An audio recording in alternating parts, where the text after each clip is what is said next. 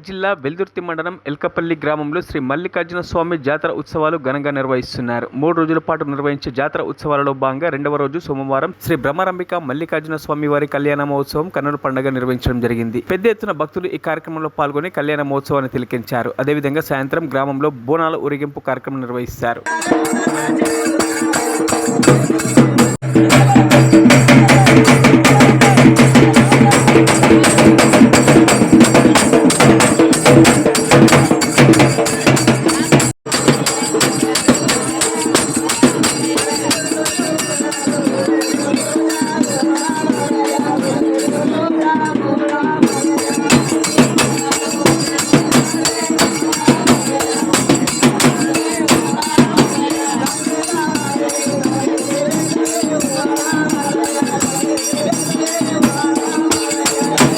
మరిన్ని అప్డేట్స్ కోసం మా ఛానల్ని సబ్స్క్రైబ్ చేయండి.